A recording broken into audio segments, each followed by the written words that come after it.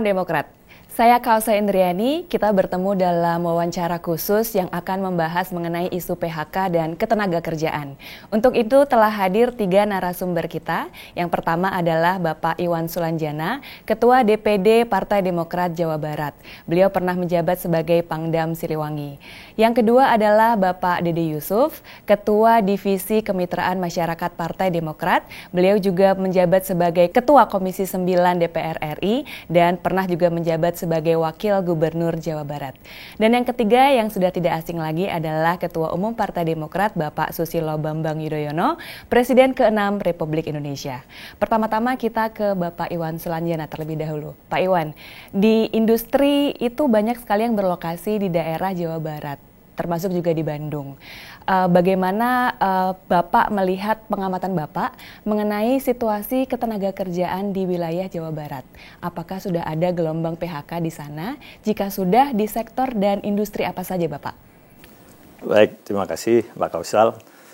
Pengamatan saya di Jawa Barat ini, memang kalau kita lihat pelambatan ekonomi ini telah memberikan dampak di Jawa Barat. Antara lain, beberapa PHK sudah boleh bermunculan. Nah, kita lihat dari data yang dikeluarkan oleh Provinsi Jawa Barat sampai dengan akhir Januari 2016, itu tercatat ada 176 kasus di mana telah terjadi PHK lebih dari 2.000 orang. Kemudian kita lihat juga dari pernyataan SPSI dari Kabupaten Bekasi juga menyatakan sama, bahwa telah terjadi PHK sampai dengan akhir Januari juga. Nah, dari sini kita melihat memang pengaruhnya itu begitu besar. Kita lihat yang terjadi adalah di sektor formal, transportasi, perbankan, kemudian kita lihat juga dari garmen, dari otomotif, itu semua yang terjadi banyak PHK. Mengapa bisa demikian itu? Setelah saya amati ternyata karena mereka masih tergantung bahan bakunya dari luar negeri. Inilah yang membuat mereka akhirnya karena melakukan pembelian dari luar negeri, biaya produksinya menjadi tinggi. Dengan biaya produksi tinggi, harga jualnya sangat rendah. Akhirnya mereka melakukan efisiensi dengan melakukan PHK. Nah, sektor yang paling menonjol di situ adalah saya lihat adalah sektor otomotif dan garmen. Terima kasih. Biasanya Bapak yang menjadi perhatian umum itu adalah PHK atau pengangguran di sektor formal. Seperti misalnya adalah mereka yang bekerja di pabrik-pabrik. Bagaimana dengan pengangguran atau PHK di sektor informal Bapak? Seperti misalnya pedagang-pedagang kecil. Apakah usaha kecil dan mikro seperti mereka ini juga mengalami kesulitan atau justru mereka bisa survive gitu dengan situasi ekonomi yang lesu seperti sekarang ini? Nah, kalau melihat pengalaman kita dulu pada tahun 98, di mana saat krisis moneter, kita lihat sektor formal begitu terpuruk, tetapi ekonomi kita tetap berjalan, ternyata itulah dari sektor informal. Nah, mereka bisa bertahan, bahkan menopang ekonomi kita tetap berlanjut. Nah, dari situ kita melihat, karena mereka tidak tergantung kepada bahan baku dari luar negeri. Nah, melihat dari dasar itu, saya melihat bahwa untuk kali ini juga, sektor informal ini pasti akan mampu bertahan karena mereka tidak terpengaruh dari pelesuan ekonomi itu. Itu pendapat saya begitu. Sekarang beralih ke Pak Dede Yusuf. Ya. Dalam kapasitas Bapak sebagai Ketua Komisi 9 DPR RI, bagaimana Bapak melihat situasi ketenagakerjaan di Indonesia saat ini? Apakah sejauh mana terjadi gelombang PHK sejauh ini? Ya, terima kasih Mbak Kausa. Jadi saya ingin menguatkan apa yang disampaikan oleh Pak Iwan tadi, bahwa gelombang PHK itu sebetulnya bukan kata yang tepat. Bahwa telah terjadi pemutusan hubungan kerja atau restrukturisasi atau dirumahkan sejak tahun lalu itu benar. Namun soal data ini masih bisa kita perdebatkan dan harus diverifikasi karena ada yang mengatakan mungkin sekian puluh ribu, sekian ratus ribu dan seterusnya ya. Namun saya melihat bahwa telah terjadi pelemahan ekonomi dalam kurun waktu 1 tahun terakhir ini yang tentu menyebabkan berbagai investasi itu harus mengambil langkah-langkah. Dan yang kedua, saya pikir ini juga menjadi sangat penting sekali karena di satu sisi kita melihat banyaknya PHK, berkurangnya ekonomi, tapi di satu sisi yang lain kita melihat juga masuknya pekerja-pekerja asing. Secara besar-besaran migrasi tentunya masuk bersamaan dengan investasi yang dibawa. Umumnya ini adalah dalam skala infrastruktur yang besar. Nah, mungkin ini yang menjadi keresahan daripada saudara-saudara pekerja kita, Jadi mereka mungkin terancam PHK atau sudah di PHK, mereka berpikir apakah mungkin juga bisa berkompetisi dengan pekerja-pekerja dari luar. Hal ini harus disikapi oleh pemerintah dengan bijak dan tepat. Dan saya sudah melihat bahwa pemerintah juga melakukan berbagai paket kebijakan ekonomi, langkah-langkah untuk mencegah PHK, dan ini bagus, tapi saya rasa harus diteruskan dan tepat sasaran. Apa saja yang sudah dibicarakan dengan pemerintah, utamanya dengan Menteri Ketenagakerjaan, dan apa rekomendasi dari DPR RI untuk mengatasi isu PHK ini? Iya, kami sudah memanggil Menteri Tenaga dalam hal ini dan kami sudah meminta agar pemerintah benar-benar serius, hands on, turun tangan menangani masalah ini. Ini tidak bisa dibiarkan begitu saja. Jika dirasa produktivitas para pekerja kita mungkin dirasa kurang, apalagi dalam MEA ini kita harus bersaing dengan pekerja dari luar, maka tingkatkan. Berikan pelatihan dan pemerintah wajib juga untuk meningkatkan kompetensi, memberi sertifikasi bagi para pekerja kita. Jika dirasa ada aturan-aturan yang memang dibutuhkan agar pekerja-pekerja kita mendapatkan upah yang baik, maka peraturan itu harus disiapkan tanpa menimbulkan pertentangan yang kuat antara pengusaha dengan para pekerja. Tentu kami juga meminta agar pemerintah selalu memberikan informasi mengenai job fair, mengenai lowongan pekerjaan, di mana pabrik-pabrik yang baru dibuka ataupun sektor-sektor lainnya. Dan apakah DPR RI juga membahas secara serius masalah ini dengan serikat pekerja atau asosiasi perusahaan? Iya, kami sangat serius. Utamanya kami di Komisi 9 atas arahan Bapak SBY juga bahwa kita harus menemui para pekerja, menemui para investor, kita datang melihat kawasan industri, kita mencoba memediasi permasalahan-permasalahan yang ada antara para pekerja dengan industri, dan kami melihat ada komunikasi yang belum begitu nyambung antara pemerintah dengan para pekerja khususnya. Sehingga kami berharap bahwa pengusaha tidak hanya bisa berkata bahwa masih banyak pekerja yang ingin bekerja. Serikat pekerja juga tidak bisa mengatakan bahwa masih banyak pabrik yang akan investasi. Dan pemerintah juga tidak bisa mengatakan bahwa PHK itu soal biasa. Tidak. Ini bukan solusi yang kita inginkan. Kita ingin semuanya ini adalah duduk bersama, win-win situation, ya. Dan pemerintah harus terus mendorong agar pengusaha tetap nyaman berinvestasi, para pekerja mendapatkan hak-haknya yang layak, sehingga tetap terjadi daya beli. Keep buying strategy, ini yang menjadi penting, agar pertumbuhan ekonomi kita terus berlanjut. Dan tentu yang terakhir, kami yakin jika pemerintah serius mau duduk bersama pengusaha, pekerja, mencari solusi yang terbaik, kami yakin ini bisa kita lewati. Jangan sampai PHK berkembang lebih besar lagi. Sekarang beralih ke Pak SBY. Pak SBY, selama kepemimpinan Bapak selama 10 tahun, pasti Bapak pernah mengatasi berbagai permasalahan ekonomi. Termasuk juga ketika negara kita mengalami kena dampak perekonomian global tahun 2008-2009. Apakah pada saat itu juga terjadi isu-isu ketenagakerjaan dan perburuhan, Bapak? Iya, Kausa. Sebenarnya isu tentang ketenagakerjaan atau perburuan itu selalu ada. Oleh karena itu, ya harus dikelola terus-menerus. Pemerintah harus memberikan perhatian yang besar terhadap isu perburuhan ini. Isunya macam-macam, ya, mulai dari urusan UMR, ya, hak-hak pekerja, keselamatan kerja, yang tentu semuanya berkaitan dengan kesejahteraan para buruh, para pekerja.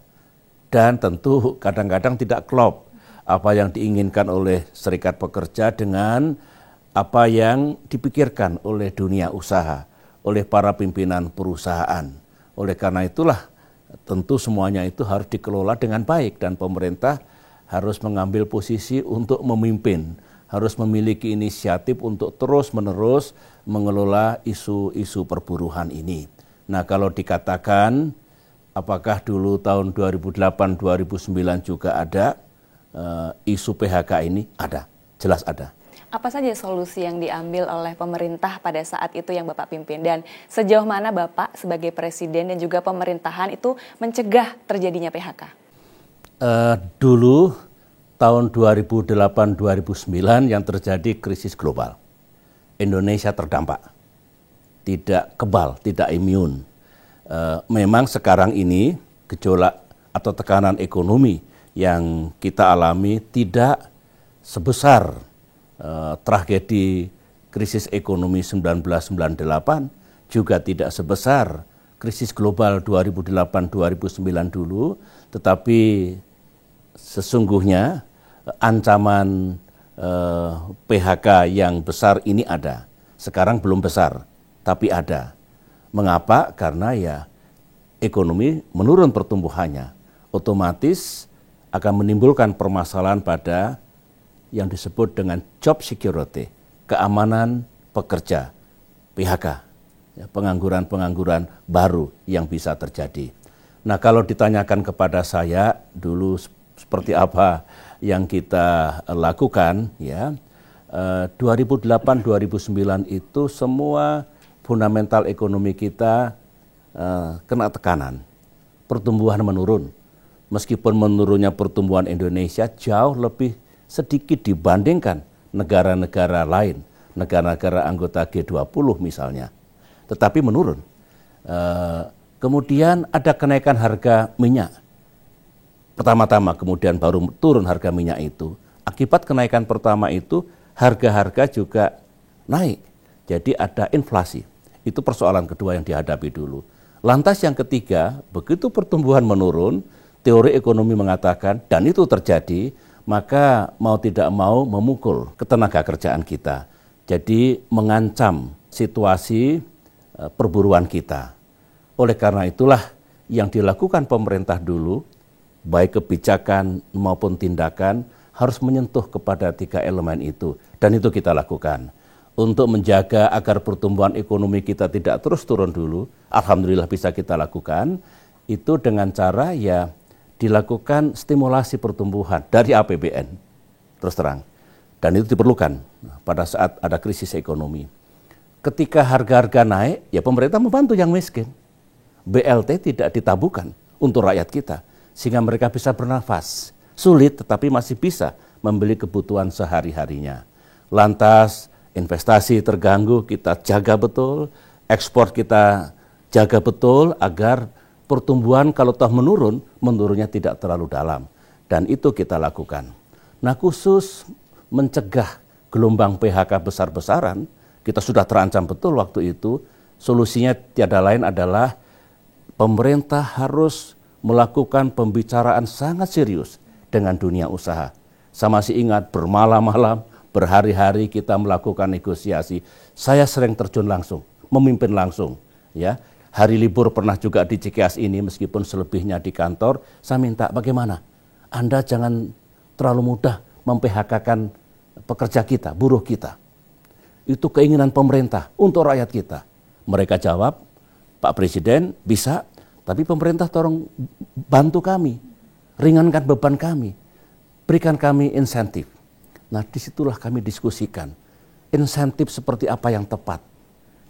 Insentif fiskal misalnya, apakah pajak ekspor, pajak impor, tax holiday, apapun.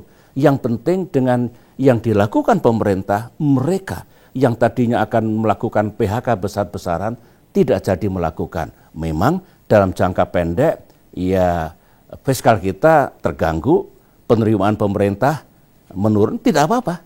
Yang penting ekonomi secara keseluruhan terjaga. Dan jangan sampai rakyat kita menderita karena PHK besar-besaran, daya belinya menurun, dan sebagainya. Kuncinya sekali lagi, take and give. Pemerintah dengan dunia usaha. Jangan justru ditingkatkan pajaknya. Mereka bangkrut. PHK kalau bangkrut. Nah, saya harus menggarisbawahi bahwa kerjasama tripartit, ya, antara pemerintah, serikat pekerja, dan dunia usaha. Pemimpin-pemimpin perusahaan itu sangat penting ketika ada ancaman PHK, ketika ekonomi sedang menghadapi krisis. Tadi Bapak menyebutkan bahwa perlunya adanya kerjasama antara pemerintah, serikat pekerja, dan juga dunia usaha. Bisakah Bapak menjelaskan lebih lanjut mengenai hal ini? Bisa. Begini, dalam keadaan ekonomi yang lesu, ada ancaman terjadinya gelombang PHK meskipun belum terjadi benar sekarang ini, jangan yang dikedepankan itu perang di media, ya, saling hantam begitu. Itu nggak menyelesaikan masalah. Unjuk rasa terus menerus, ya, disertai apalagi tindakan yang destruktif, itu juga bukan solusi. Sekali lagi saya harus mengatakan solusinya adalah duduk bersama pemerintah, serikat pekerja, dan dunia usaha atau asosiasi perusahaan. Carikan solusinya. Dalam situasi yang sulit, ya, tentu tuntutan kaum buruh jangan berlebihan. Ya. Kalau tidak realistik, tentu tidak mungkin dipenuhi oleh dunia usaha. Jadi yang pas lah, meskipun kita perlu mendengar apa yang diinginkan oleh para pekerja kita, pemerintah mendengar, kemudian dunia usaha juga mendengar, tetapi harapan kita sama-sama tahu sedang susah, tuntutannya yang realistik. Itu dari sisi serikat pekerja. Dari sisi asosiasi perusahaan, dengarkan pula. Kalau memang tuntutan itu masuk akal dan diperlukan, ya penuhi. Jangan sampai menutup pintu sama sekali. Sekali lagi, kalau itu betul-betul diperlukan, realistik, dan dalam batas kemampuan perusahaan, ya tolong diberikan. Nah, kalau sudah klop bipartitnya antara serikat pekerja dan asosiasi perusahaan, pemerintah tinggal memberikan dukungan. Dukungannya melalui apa? Bisa kebijakan, bisa regulasi, dan apapun yang bisa dilakukan oleh pemerintah. Nah, sekali lagi, tripartit harus berfungsi baik. Apalagi dalam situasi seperti ini. Dulu, Kausa, ketika saya memimpin Indonesia, ada atau tidak ada masalah perburuan yang serius, setiap tahun saya selalu berdialog dengan pimpinan serikat pekerja di istana, 2-3 jam. Dialog untuk mencari solusi, saling mendengar apa yang menjadi kesulitan pemerintah, apa yang menjadi harapan serikat pekerja.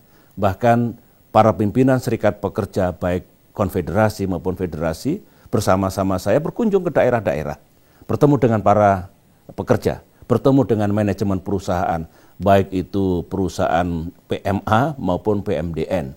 Saya ingin menjalin komunikasi terus-menerus dengan dunia usaha, bukan pada saat krisis saja.